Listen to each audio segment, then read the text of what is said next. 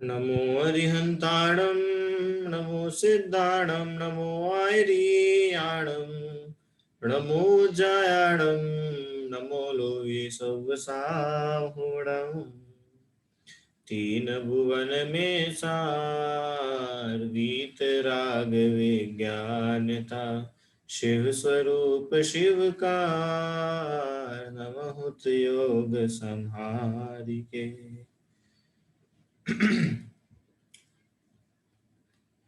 पंडित दौलतराम जी कृत 6 ढाला की तीसरी ढाल में सम्यक्त्व का स्वरूप हम समझ रहे हैं।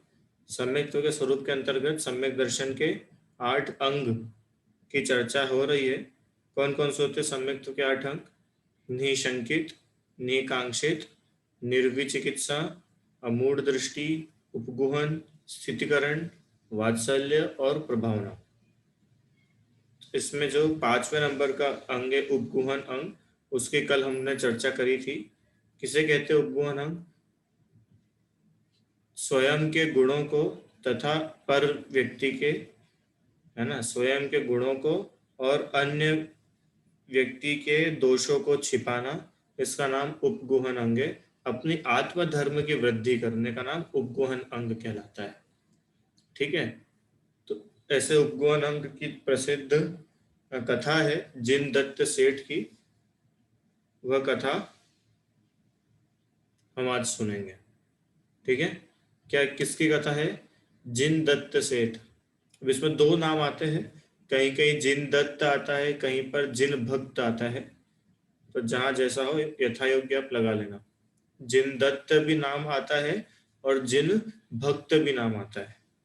ठीक है, अब क्या कथा है इनकी? अब उपगुहन क्या बोला था? उपगुहन मतलब होता क्या है कि स्वयं के गुणों को और पर के दोषों को ढाकना, है ना, वो उपगुहन अंग कहलाता है।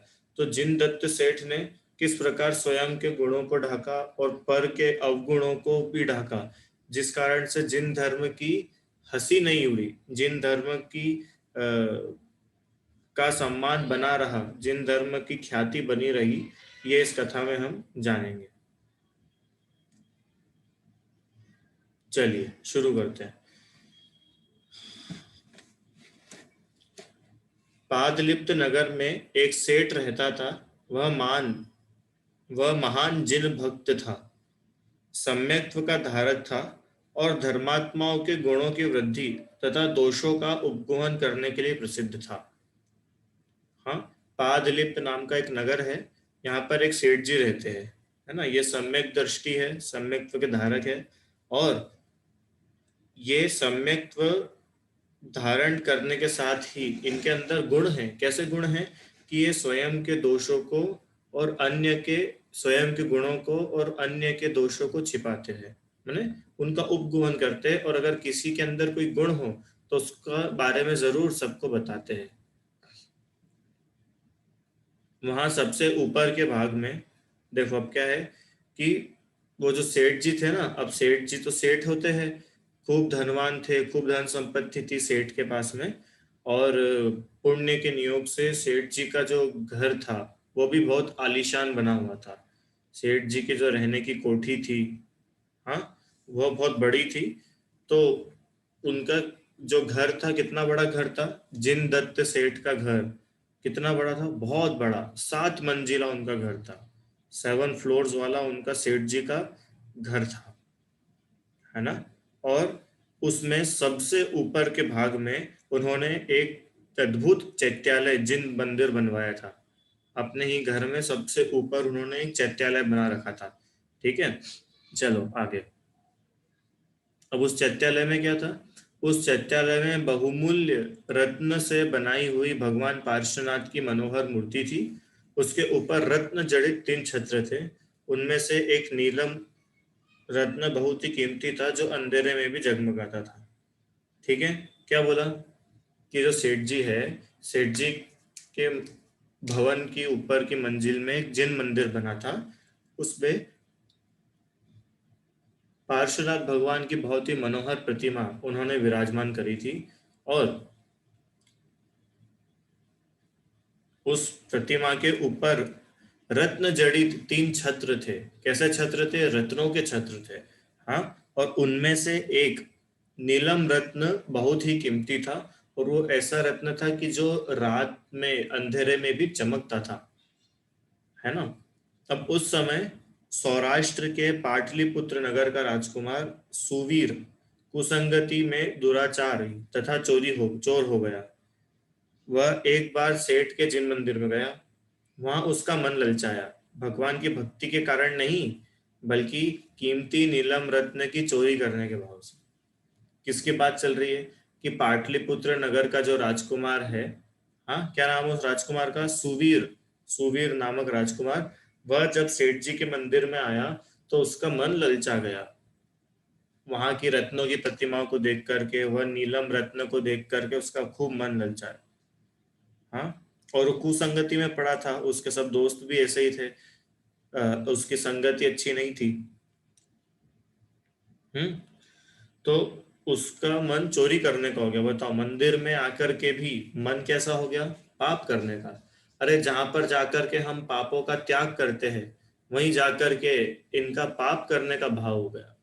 हम्म।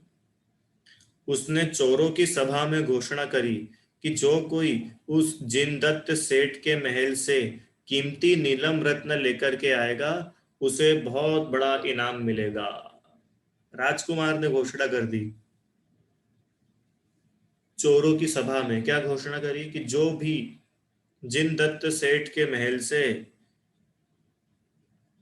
कीमती नीलम रत्न लेकर के आएगा, उसका खूब सम्मान होगा, उसको खूब बड़ा हम पुरस्कार देंगे। तो एक चोर था सूर्य नाम का, वो चोर चोरी करने के लिए तैयार हो गया। देखो, अब इतना बड़ा सेठ है जिसका 7 मंजिला घर है, तो उसके घर में सिक्योरिटी होगी कि नहीं होगी अच्छी, कि ऐसा ही घर बना देगा। अरे जो नगर का सेठ है उसके घर में तो सुरक्षा कर्मी भी रहेंगे, सिक्योरिटी गार्ड भी रहेंगे, तो हर किसी के बस की बात नहीं थी वहां से जाकर के चोरी करना, और वो भी ऐसा रत्न चोरी करना जो रात में चमकता है। हमने अंजन चोर की कथा पढ़ी थी ना सबसे पहले। अब रानी का हार चोरी करना है, हाँ, तो हर किसी के बस की बात नहीं है कि रानी के महल में जाओ और हार चोरी करके लाओ, और हार चमक रहा है। तो ऐसे ही हर किसी चोर के बस की बात नहीं थी कि जाकर के चोरी करे। एक सूर्य नाम का चोर था, वह तैयार हो गया। उसने कहा, अरे इंद्र के मुकुट में लगा हुआ रत्न भी मैं क्षण भर में लाकर दे सकता हूं, तो यह कौन सी बड़ी बात है। उसको अपनी चोरी करने की स्किल पर खूब घमंड था। चोरी करना भी एक स्किल होती है, ऐसा हम लोगों की स्किल होती है ना, कोई डांस करता है, कोई अच्छी ड्राइंग करता है, सबके पास कोई कोई स्किल होती है। ऐसे ही वो चोर के पास पकाई की स्किल है चोरी करने की। तो उसको खूब घमंड था कि अरे मैं तो इंद्र के मुकुट में भी कोई रत्न हो, वो रत्न लेकर के आ सकता हूं, तो इस ये लाना कोई बड़ी बात थोड़ी ना है। पर क्या हुआ कि महल में उस रत्न की चोरी करना कोई सरल बात नहीं थी। वह चोर किसी भी तरह वहां नहीं पहुंच पाया। वो चोर ने तो बहुत कोशिश करी कि पीछे के दरवाजे से जाए, या पीछे से चढ़ करके मेल महल में चढ़ जाएगा, या महल में घुस करके मंदिर में गया, सुबह से महल में चला गया और फिर रात तक वहां पर बैठा रहा। पर उसके सारे प्लान्स फेल हो गए। उसने बहुत कोशिश करी कि मैं जैसे तैसे करके वह नीलम रत्न चुरा लूं, पर नहीं हो पाया। तो उसने अंत में क्या करा, क्योंकि अब देखो, रत्न तो लेके आना था, उसकी भी इज्जत का सवाल था, क्योंकि वो प्रॉमिस कर चुका था राजकुमार को। और अगर अब वो रत्न लेकर के नहीं आता तो राजकुमार उसको पनिश करता, है ना, राजकुमार उस पर नाराज हो सकता था। इसलिए उसने बोला कि देखो हीरा, वो रत्न तो मैं जैसे तैसे करके लेकर के ही आऊंगा। पता है उसको क्या तरकीब सूझी? उसने एक ब्रह्मचारी का, किसका वेश धारण कर लिया, एक त्यागी ब्रह्मचारी का कपटी वेश धारण कर लिया। त्यागी ब्रह्मचारी बन गया भैया वो। हाँ, जैसे मान लो सफेद कपड़े पहन लिए, धोती वगैरह पहन ली, दुपट्टा डाल लिया, अपने बाल वगैरह हटा लिए, तो कैसे कोई धर्मात्मा व्यक्ति होता है ना, तो ऐसा धर्मात्मा का रूप उसने धारण कर लिया। और वह सेठ जी के वहां पहुंचा। उस त्यागी बने चोर में वक्तृत्व का की अच्छी कला थी। जिस किसी की वह बात करता, उसे अपनी तरफ आकर्षित कर लेता। उसी तरह व्रत उपवास इत्यादि को दिखा दिखा कर लोगों में उसने प्रसिद्धि भी पा ली। उसे धर्मात्मा समझकर जिन दत्त सेठ ने स्वयं चैत्यालय की देखरेख का काम उसे सौंप दिया। ओह, क्या हुआ कि ये चोर जो है ना, लोगों को इम्प्रेस करने में या लोगों को अपनी तरफ अट्रैक्ट करने में बहुत कुशल था। ये अपनी बातों के थ्रू, अपनी क्रियाओं से, हाँ, लोगों को इजीली अपनी तरफ अट्रैक्ट कर लेता था।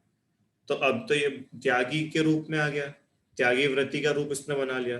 तो ये उपवास व्रत करता, और अभी तो नगर में ही रह रहा था ना, तो उपवास व्रत करके क्या हुआ, सब लोगों के बीच में फेमस हो गया। और नगर के सभी लोग इसकी खूब तारीफ करने लगे कि ये त्यागी जी कितने अच्छे हैं, कितनी तपस्या करते हैं, कितना धर्म करते हैं, हम तो इनसे धर्म सीखेंगे, हम चाहते ये नगर में ही रहे। तो वो सबके बीच में इतना प्रसिद्ध हो गया।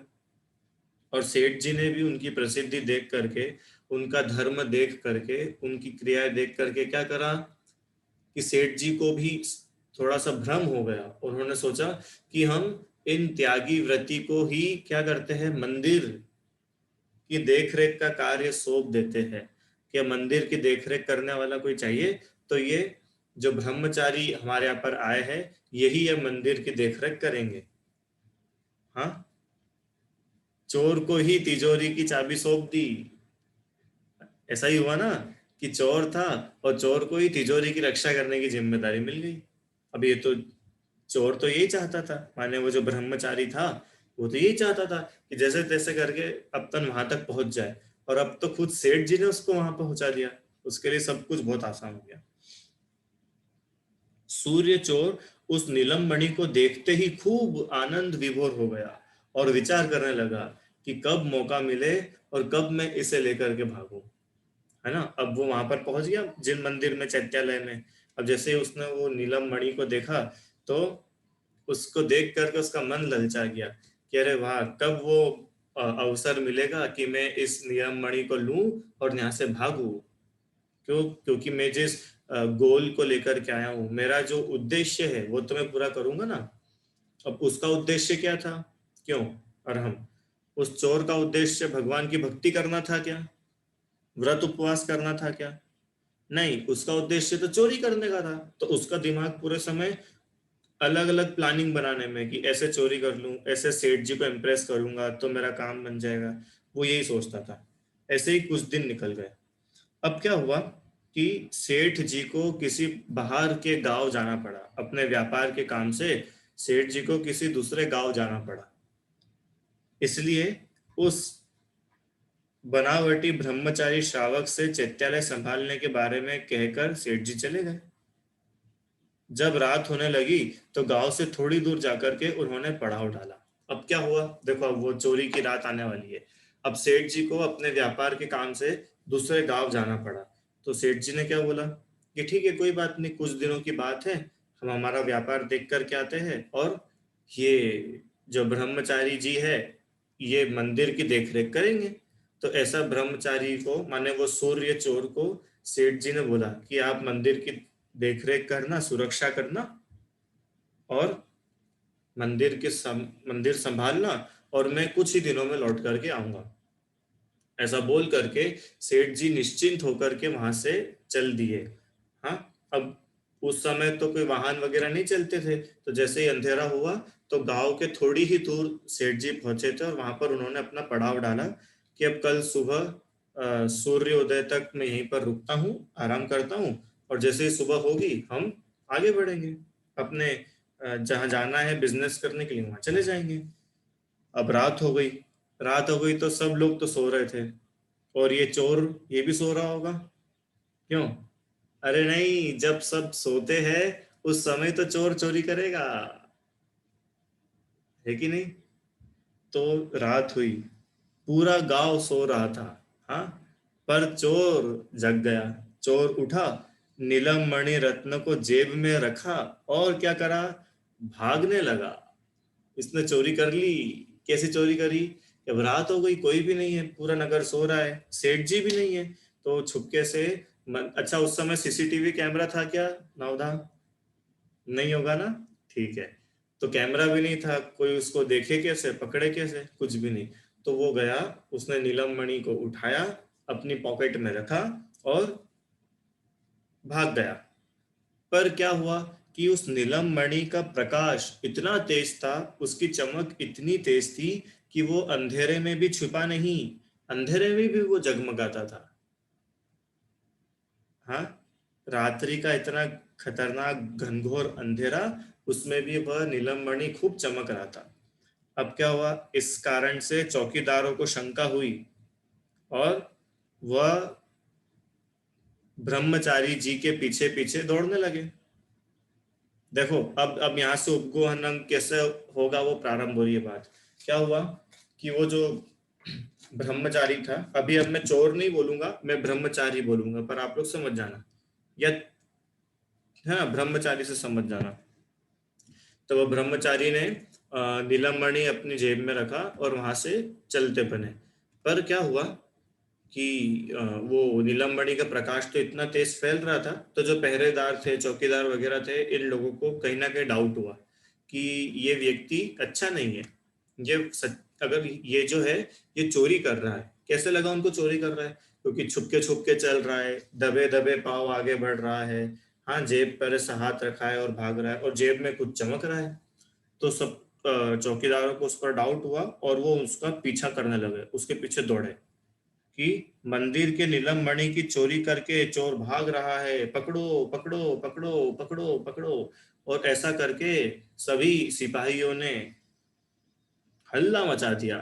पूरा नगर जाग गया कि अरे चोर चोर चोर, कैसे हो मंदिर में चोरी, और मंदिर में चोरी भी कैसी, नीलम मणि की चोरी, जो इतना वो मूल्यवान रत्न है, उसकी कौन चोरी कर सकता है। तो पूरा नगर उठ गया, इतना शोर मचा तो। और अभी जो सूर्य चोर जो था, माने जो ब्रह्मचारी था, इसके पास भागने का कोई रास्ता बचा ही नहीं। और ये किस रास्ते से भागा कि जहां पर जिन दत्त सेठ का पड़ाव था, वो वहीं पर जाकर के घुस गया, छुप गया। अब रात में उसको भी समझ नहीं पड़ी मैं कहाँ जाऊं, ये तो सारे चौकीदार और पूरा नगर मेरे पीछे पड़ गया। अब मैं कहाँ जाऊं, कहाँ भागू, कहाँ भागू। तो सेठ जी तो थोड़ी दूर पहुंचे थे ना गांव से, तो बस ये गांव से थोड़ा सा ही बाहर निकला, और संयोग से क्या हुआ कि जिस दिशा में सेठ जी गए थे, ये भी उसी दिशा में गया। और जहां सेठ जी ने अपना कैंप बना रखा था रात में रुकने के लिए, ये उस कैंप में घुस गया बचने के लिए कि मेरी रक्षा हो जाएगी। हाँ, थोड़ी देर छुप जाऊंगा फिर भाग जाऊंगा। ऐसा करके वो उसी कैंप में चला गया जहां पर सेठ जी थे।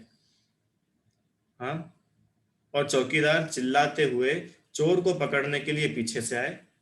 अब सेठ जी सब कुछ समझ गए थे कि कुछ तो गड़बड़ हुई है, क्योंकि चौकीदार ऐसे ही चोर चोर चोर नहीं चिल्लाएंगे, और ये ब्रह्मचारी जी क्यों भाग करके हमारे पड़ाव पर आए हैं, कुछ तो गड़बड़ है। सेठ जी को सब समझ में आ गया। तो सेठ जी बिल्कुल समझ गए कि ये जो भाई साहब है, ये जो ब्रह्मचारी जी है, ये वास्तव में ब्रह्मचारी नहीं है, ये त्यागी नहीं है, ये कौन है, ये तो चोर है। सेठ जी बहुत अच्छे से समझ गए। पर त्यागी के रूप में प्रसिद्ध यह मनुष्य चोर है, ऐसा लोगों में प्रसिद्ध हुआ तो धर्म की बहुत निंदा होगी। सेठ जी ने तत्काल क्या विचार करा कि त्यागी के रूप में, त्यागी का वेश बना करके, ऐसे सफेद कपड़े पहन करके, ये जो व्यक्ति चोर है, सफेद कपड़े पहना हुआ, त्यागी का रूप बनाया हुआ यह व्यक्ति चोर है, ऐसा अगर जगत में लोगों को पता चलेगा, तो इसमें धर्म की कितनी निंदा होगी। कि देखो, धार्मिक लोग भी ऐसे होते हैं, ब्रह्मचारी भी कैसे कैसे होते हैं, चोरी करते हैं, निंदा होती कि नहीं होती? क्यों आराम? तुम्हें अगर पता चले कि तुम्हारे ग्वालियर में कोई ब्रह्मचारी आए हैं, और वो ब्रह्मचारी जो है वो भिंड से कुछ चोरी करके आए हैं, वहां से भाग करके आए हैं, तो अपने को कैसा वो होता है, बिल्कुल, अरे ये चोर है, ये तो चोर है, ये चोर है। कैसे आजकल के ब्रह्मचारी तो है भगवान, ये तो पंचम काल ऐसा आ गया। अब तो यहाँ तो क्या, ब्रह्मचारी त्यागी व्रती भी अच्छे नहीं बचे, सब लोग चोर हो गए, सब कपटी हो गए। माने एक व्यक्ति के दोष के कारण से पूरा धर्म बदनाम हो जाता है, पूरे धर्म की निंदा होती है। तो सेठ जी ने तत्काल मन में विचार करा। ऐसा विचार करके बुद्धिमान सेठ ने चौकीदारों को रोका और कहा, अरे तुम लोग ये क्या करते हो, शर्म नहीं आती है। चौकीदार को डांट लगाई। माने चोर सामने खड़ा हुआ है, क्या, चोर सामने है, उसके पास में नीलम मणि दिख रहा है, नीलम मणि चमक रहा है, चोर घबराया हुआ है। क्यों, अब तो वो घिरा गया, अब तो सेठ जी भी सामने आ गए, उसके बचने का कोई भी चांस नहीं है। हाँ, चारों ओर से सिपाहियों ने घेर लिया है। और ऐसे समय में सेठ जी किसको डांट लगा रहे हैं? सिपाहियों को ही डांट लगा रहे हैं। क्या बोल रहे, अरे तुम लोग ये क्या कर रहे हो, ये कोई चोर नहीं है, ये तो धर्मात्मा व्यक्ति है। तो सब सिपाही ऐसे एक दूसरे को देखने लग गए, अरे ये नीलम मणि लेकर के भागा है, ये धर्मात्मा है, ये तो चोर है। कि सेठ जी ने बोला, नहीं नहीं नहीं, इसने कोई चोरी नहीं करी है, तुम लोग गलती से इसको चोर समझ करके हैरान हो रहे हो, यह नीलम मणि तो मैंने ही इनसे मंगवाया था। ओहो, बताओ क्या बोला सेठ जी ने। ऐसा नहीं कि चलो सिपाहियों बहुत अच्छा करा, अब इनको पकड़ के खूब पीटो। नहीं, क्यों, पीट तो सकते थे, पर अभी वो व्यक्ति किसके वेश में था? धर्मात्मा के वेश में था। हम्म, त्यागी व्रति के वेश में था। अगर किसी त्यागी व्रति के वेश में व्यक्ति की पिटाई हो जाए तो बताओ धर्म की कैसी बदनामी होगी। सेठ जी समझ तो चुके थे कि कुछ ना कुछ गड़बड़ है, पर फिर भी उन्होंने उसको कुछ बोला तक नहीं, और उल्टा सिपाहियों को डांटा। सेठ जी की बात सुन करके सब लोग चुपचाप वापस चले गए कि ठीक है, अब सेठ जी ने बुलाया था, तब अपन लोग क्या करें यहाँ पे। तो जितने भी सिपाही थे वे सब वापस से महल की तरफ चले गए। अब एक मूर्ख इस तरह एक मूर्ख मनुष्य की भूल के कारण होने वाले धर्म की बदनामी बच गई। हम्म, क्या हुआ कि देखो वो व्यक्ति तो बिल्कुल मूर्ख था, वो तो पक्के में चोर ही था। हाँ, पर सेठ जी की समझदारी के कारण, सेठ जी के उपगुहन अंग के कारण क्या हुआ कि धर्म की बदनामी बच गई। नहीं तो बताओ जितने भी सिपाही होते हैं वो सब क्या सोचते हैं कि सब धर्मात्मा कैसे होते हैं, धर्मात्मा ही चोरी करते हैं, इतना धर्म किस काम का। हाँ, हम तो धर्म नहीं करते फिर भी हमारे मन में चोरी का भाव नहीं आया, और ये तो धर्मात्मा का वेश बनाते, इतने उपवास करते, और इतने उपवास चोरी करने के लिए करते। लोग क्या क्या नहीं बोलते, क्या क्या नहीं सोचते। पर धन्य हो जिन दत्त सेठ के उपगुहन को, कि उन्होंने क्या करा, दूसरे के दोष को ढाका। ढाका कि नहीं ढाका, उस चोर का जो दोष था, चोर की जो गलती थी, उसको किसी के सामने प्रकट नहीं होने दिया। क्यों, क्योंकि इससे धर्म की निंदा होती, धर्मात्माओं की निंदा होती। हम्म, पवित्र जैन धर्म मलिन हो जाता, पवित्र जैन धर्म पर लोग कलंक लगाते। इस कारण से सेठ जी ने क्या करा, सेठ जी ने, जिन दत्त सेठ ने उस चोर को डांटा नहीं, बल्कि सिपाहियों के सामने इतना बोल दिया कि ये कोई चोर नहीं है, ये तो नीलम मैंने ही मंगवाया था। अब इस प्रकार जब सभी लोग चले गए, तब बाद में जिन दत्त सेठ ने उस सूर्य नामक चोर को एकांत में बुलाकर उल्हाना दिया और कहा, भाई ऐसा पाप कार्य तुम्हें शोभा नहीं देता। अब देखो, अब सेठ जी और उस चोर की बात चल रही है, वहां कोई भी नहीं है, सब लोग चले गए हैं। अच्छा, वो चोर को सोचो, चोर को कैसा लग रहा होगा अंदर में, उसको कितनी गिल्ट फील हो रहा होगा, या समझ नहीं आ रहा है करूँ क्या। एक तो मैंने चोरी करी, हाँ, और धर्मात्मा का वेश बना करके चोरी करी, और तीसरी बात, मुझे डांट भी नहीं पड़ी, मुझे किसी ने सजा भी नहीं दी। उसको कैसा लग रहा होगा बताओ अंदर से, समझ ही नहीं आ रहा था मैं करूँ क्या। तो सेठ जी ने चोर को बुला करके कहा कि अरे भाई, ऐसा पाप का कार्य मत करा करो, पाप के कार्य करना अच्छी बात नहीं है। अरे विचार तो कर, यदि तू पकड़ा जाता तो तुझे कितना दुख भोगना पड़ता।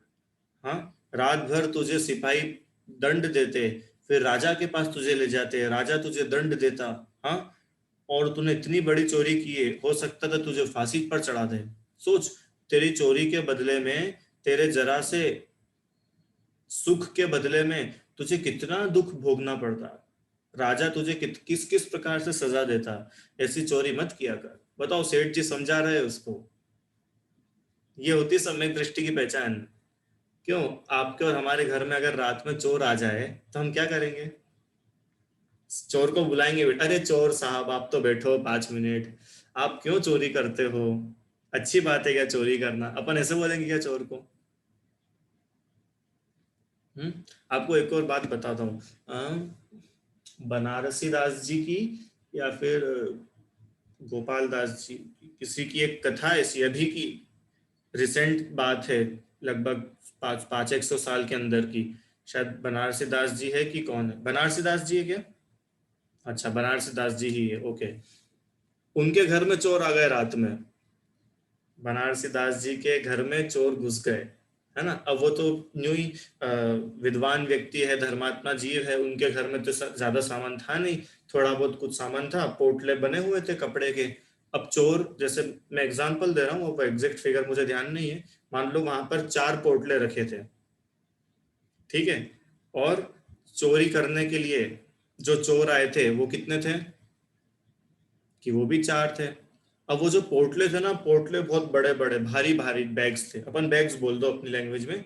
टोटल 4 बैग थे, चोरी करने वाले भी 4 चोर आए। अब वो बैग्स इतने बड़े थे कि एक व्यक्ति खुद से उठा के खुद के सिर पे नहीं रख सकता था।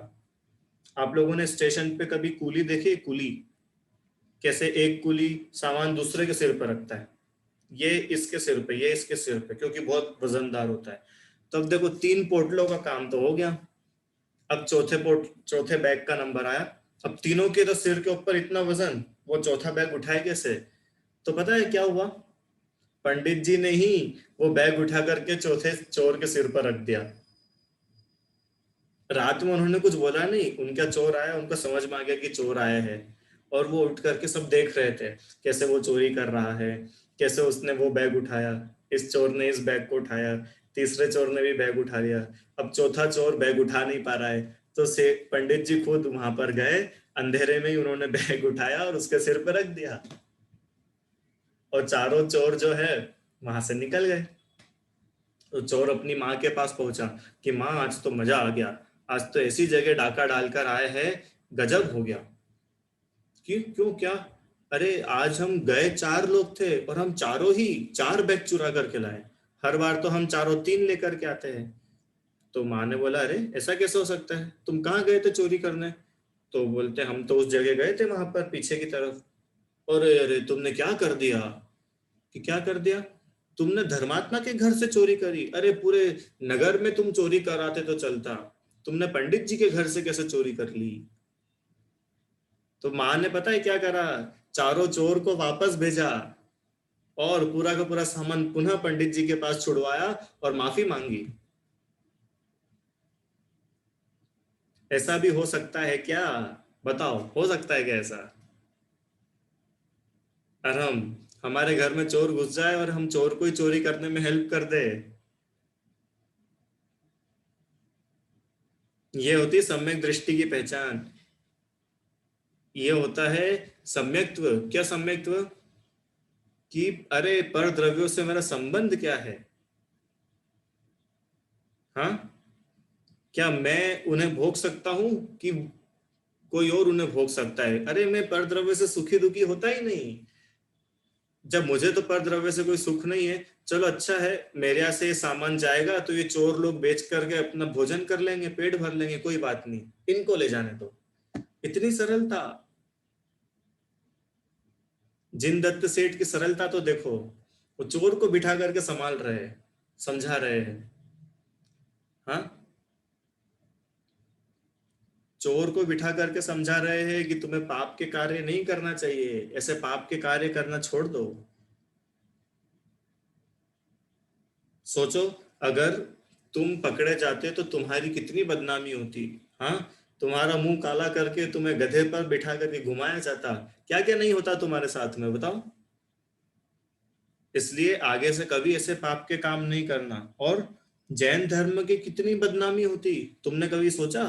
तुम्हारे इस घटिया काम से जैन धर्म की कितनी बदनामी होती।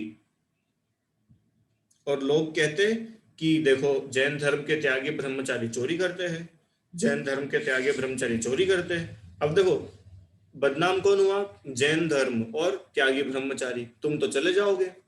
अरे तुमको तो सजा मिलेगी और तुम चले जाओगे, पर जैन धर्म बदनाम हो जाएगा। इसका तो विचार करो। इसलिए इस धंधे को तू छोड़ दे, चोरी के काम को छोड़ दे। तो वह चोर, चोर पर क्या असर पड़ेगा बताओ? अरे चोर का मन पिघल गया। क्यों पिघल गया? सेठ जी के उत्तम व्यवहार से। क्यों हो, मुझे सेठ ने चोरी करते हुए पकड़ लिया, उसके बाद भी मुझे सजा नहीं दिलवाई। ये जरूर कोई महान व्यक्ति है। हाँ, सेठ जी क्या बोलता है? वो सेठ जी से माफी मांग रहा है। अब चोर सेठ जी से माफी मांग रहा है, क्या बोलता है? सेठ जी, आपने ही मुझे बचाया है। आप जैन धर्म के सच्चे भक्त हो। लोगों के सामने आपने मुझे सज्जन धर्मात्मा कहकर पहचान कराई। अतः मैं आज से चोरी छोड़ता हूं और सच्चा जैन धर्म अपनाकर सच्चा धर्मात्मा बन करके बताऊंगा। देखो चोर का कैसा दिल बदला, कैसा हृदय परिवर्तन हुआ। हाँ, बताओ, अगर सेठ जी चोर को सजा दिलवा देते, हाँ, तो क्या चोर का मन बदलता कि नहीं? वो तो उसने मान के रखा था कि मुझे सजा मिलेगी, मैं अपनी सजा काटूंगा, उसके बाद वापस चोरी करूंगा। अरे ऐसा ही तो होता है। क्यों? जैसे ये अपने बाहर कोई जेब काटने वाला, चेन खींचने वाले, इनको पुलिस पकड़ लेती है। हाँ, तो इनको क्या होता है? हाँ ठीक है, 2-3 दिन जेल में रहेंगे, चौथे दिन से वापस चोरी करेंगे, क्योंकि उनका तो काम ही यही है ना। जेल में जाना तो उनके लिए एक ब्रेक रहता है कि अब 3-4 दिन अब अच्छी अच्छी चोरी कर ली, अब 2 दिन जेल में आराम करेंगे, फिर वापस अपने को छुड़ा लेंगे, फिर जाके चोरी करेंगे। पर धन्य हो जिन दत्त सेठ जैसे जीव, जिन्होंने उस चोर का मन बदल दिया। और छोटा मोटा चोर नहीं था वो, कितना बड़ा चोर था, जिसने इतनी हिम्मत करी सेठ जी के महल के मंदिर में से नीलम मणि चुराने की।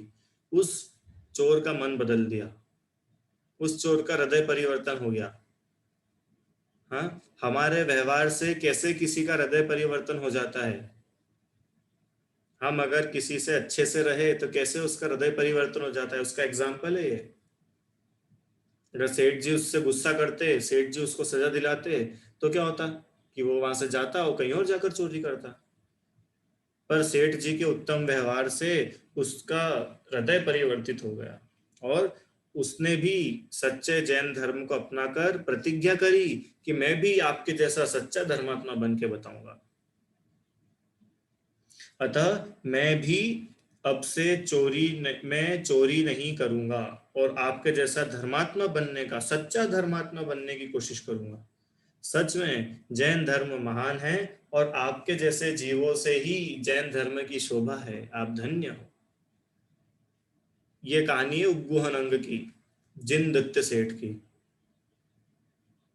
क्या सिखाती है कहानी हमें? कि साधर्मी के किसी दोष के कारण धर्म की निंदा हो, ऐसा कार्य नहीं करना चाहिए,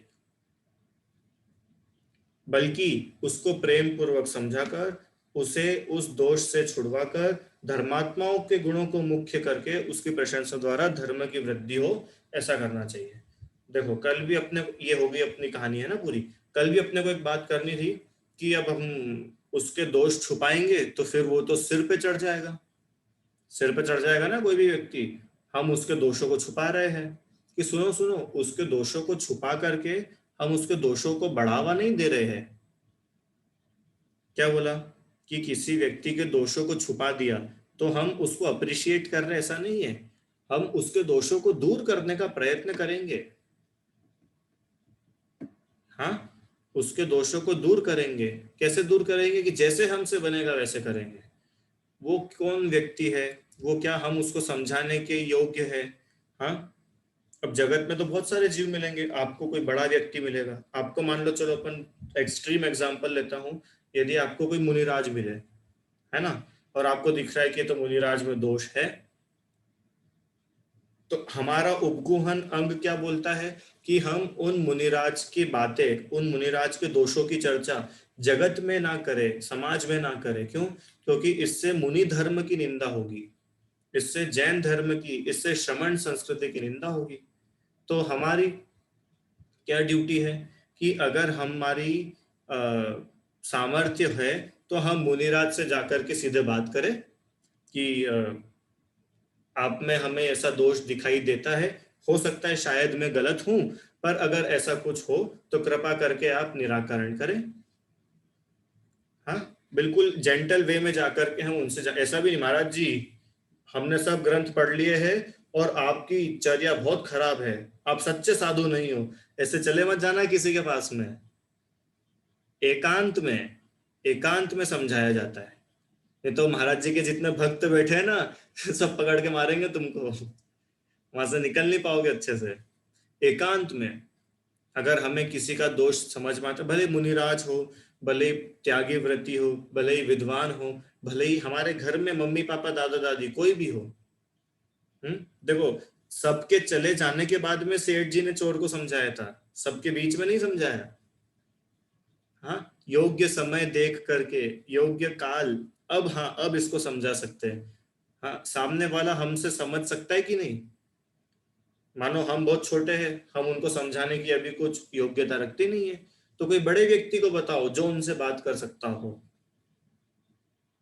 हाँ, जैसे अब आचार्य संघ है, वहां पे अनेक साधु है, अब हम किसी साधु को डायरेक्ट जा करके नहीं बोल सकते, तो जो मुख्य व्यक्ति हो संघ का, जो सब व्यवस्थाएं संभालते हो, हम उनसे कह दे कि ये चीज थोड़ी व्यवस्था गड़बड़ हो रही है, आप कृपया करके मुनिराज तक इसका संदेश भिजवा दीजिए, तो हमारा काम हो जाएगा। जरूरी नहीं है कि हमें ही सब जगह जा जा करके करना है।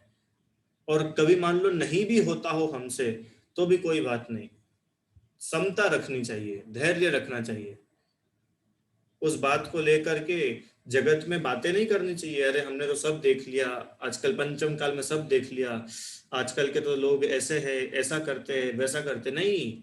ये उपगुहन नहीं है, ये तो कर्म बंध का कारण है। बताओ, अगर हम 10 लोग बैठ करके किसी की निंदा कर रहे हैं, तो क्या इसमें हमारा पुण्य बंधेगा कि पाप बंधेगा? और पाप बंधन तो कोई धर्म है नहीं, कोई अच्छी बात है क्या पाप बांधना? हाँ, अगर हम कर सकते हैं, अगर हम इसमें कैपेबल हो, हम हमारी सामर्थ्य हो, तो हमें उस दोष को दूर करने का प्रयत्न करना चाहिए, ना कि उस दोष के बारे में सुनो सुनो गांव वालों सुनो ऐसा करके प्रचार प्रसार करना चाहिए। ठीक है, इस प्रकार ये उपगोहन अंग का स्वरूप हमने समझा।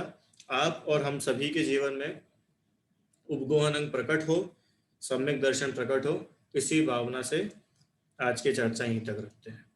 ठीक है, कल जो है, कल से हम सम्यक्त्व का छठा अंग स्थितिकरण अंग है, उसकी चर्चा प्रारंभ करें। जिनवाणी स्तुति। निज निधि निज में बताई, यह अनंत उपकार है, इसके लिए जिनवाणी माँ को वंदना शत बार है।